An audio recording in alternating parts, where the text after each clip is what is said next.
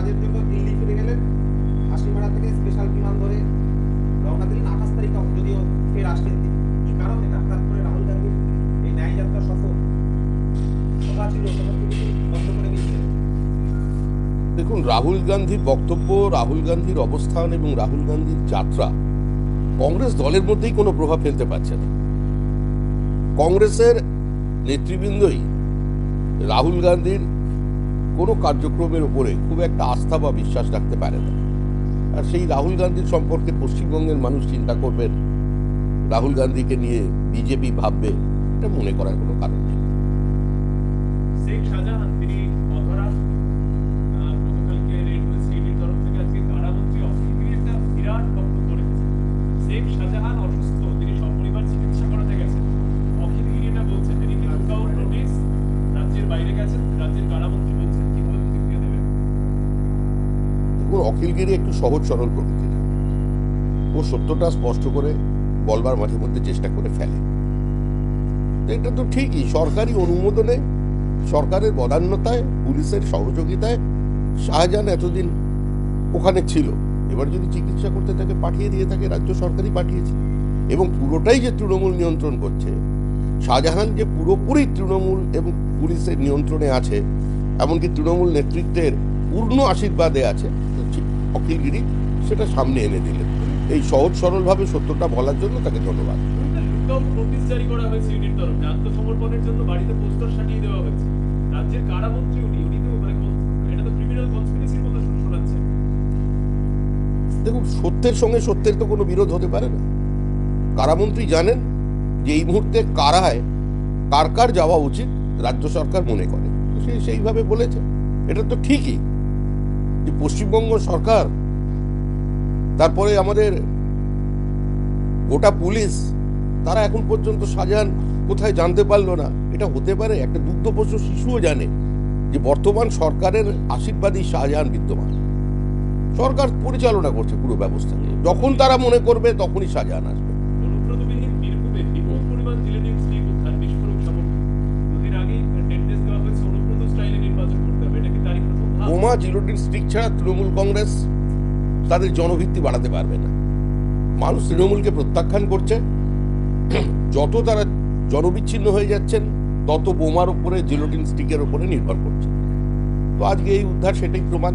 আর অনুব্রত কোনো বিচ্ছিন্ন ব্যক্তি তো নয়।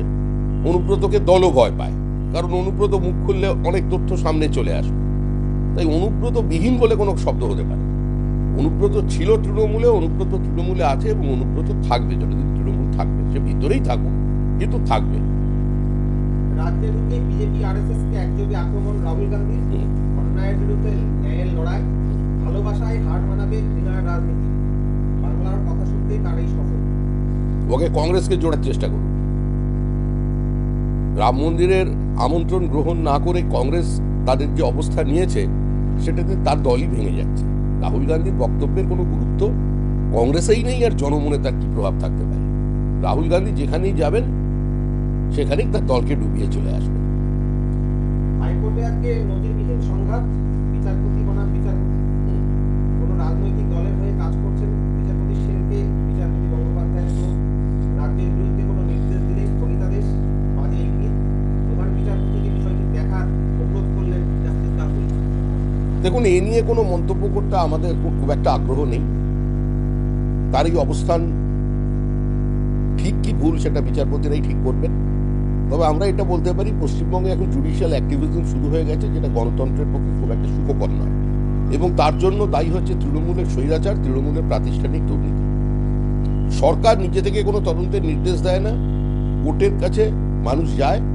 সরকারের কোনো সিদ্ধান্ত এলে সেটাও কোর্টে চ্যালেঞ্জ হয়, কারণ এই সরকারের ওপরে মানুষের এবং যাদের উপরে সরকার পরিচালনা করছে তাদের কোনো আস্থা নেই। তাই এই পরিস্থিতি তৈরি হয়ে গেছে। এখন অভিজিৎ গঙ্গোপাধ্যায় যেটা বলেছেন, সেটা তিনি নিজের দায়িত্বে বলেছেন, এবং তিনি তো দেখাই যাচ্ছে পরিষ্কার যে একদম বিকালবেলা হঠাৎ কোনো রকম কাগজপত্র ছাড়াই আবার স্থগিতাদেশ জারি হয়ে গেল।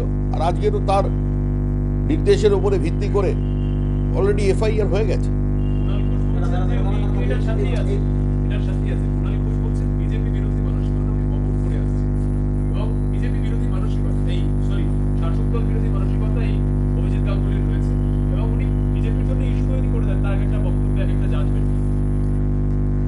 তৃণমূল কংগ্রেস কোনো রাজনৈতিক দল নয়, বারবার তারা এটাই প্রতিষ্ঠা করতে বদ্ধপরিকর। তারা সংসদীয় গণতন্ত্রে অংশগ্রহণ করেও যুক্তরাষ্ট্রীয় ব্যবস্থাকে আক্রমণ করছে, সাংবিধানিক প্রধানকে আক্রমণ করছে, রাজ্যপালকে কালো পতাকা দেখছে, বিচারপতিদের আক্রমণ করছে, তাদের সম্পর্কে কদর্য ভাষায় পোস্ট করছে, বাড়িতে গিয়ে পোস্টার মারছে, বিচারপতির কক্ষে ঢুকে আজকে তাকে ম্যানহ্যান্ডেল করছে। এটা হচ্ছে। সুতরাং তৃণমূল কি বলছে আমার মনে হয় সেটা যত কম বলা যায় সেটাই ভালো। শুধুমাত্র বিচারপতি বনাম বিচারপতি নয়, আজকে অ্যাডভোকেট জেনারেলের সঙ্গে উত্তপ্ত বাক্য বিনিময় করলেন জাস্টিস গাঙ্গুলি। কিভাবে পদে জানা আছে? কিশোর দত্তকে তো আপনি বা কি করছেন? এজলাসে কেন বন্ধ লাইভ স্ট্রিমিং? এজলাসে কেন বন্ধ লাইভ স্ট্রিমিং? আপনি বা কি করছেন? কে বলেছে? একেবারে বাদানুবাদ, একদিকে জাস্টিস গাঙ্গুলি, অন্যদিকে কিশোর দত্ত অ্যাডভোকেট জেনারেল। তখন এই মুহূর্তে যারা অ্যাডভোকেট জেনারেল হচ্ছেন তারা বিপদের মধ্যে আছেন। আগে যিনি অ্যাডভোকেট জেনারেল হলেন তিনি তো বললেন মর্যাদার সঙ্গে সম্মানের সঙ্গে কাজ করতে পারছি না, সরকারকে উপদেশ দিলে সরকার গ্রহণ করছে না, তিনি ছেড়ে চলে গেলেন। তিনিও সক্ষেত্রে একজন অত্যন্ত প্রতিষ্ঠিত আইনজীবী, সারা দেশে তার একটা নির্দিষ্ট প্রতিষ্ঠা আছে, একটা উচ্চতা আছে। এই সরকারের সঙ্গে বেশি দিন কেউ সংসার করতে পারবে না। এই সরকারকে ডিফেন্ড করতে গেলে ওই বাদানুবাদী পরিণতি হবে।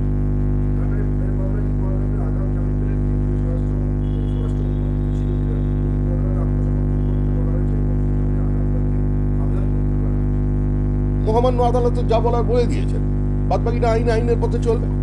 তৃণমূলের প্রতিহিংসা, অসহিষ্ণুতার রাজনীতি কোন স্তরে পৌঁছলে এ ধরনের ঘটনা ঘটে সেটাও মানুষ দেখছে, বাদবাকিটা আদালত বুঝে নেবে। তৃণমূলের সঙ্গে জোট নিয়ে ইতিমধ্যে যে পরিস্থিতি তৈরি হয়েছে, রাহুল গান্ধী, মমতা ব্যানার্জি তারা এক এক সময় যা স্টেটমেন্ট করছেন।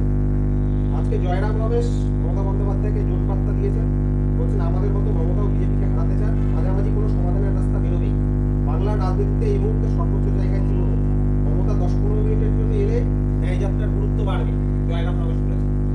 আমরা তো জানি জোট মারা গেছে, মানুষও সেটা জানে। মৃত জোটের এখন পোস্টমর্টম চলছে, প্রকৃত মৃত্যুর কারণ জানা। ঠিক সময় এলে ডেথ সার্টিফিকেট পেয়ে যাবেন।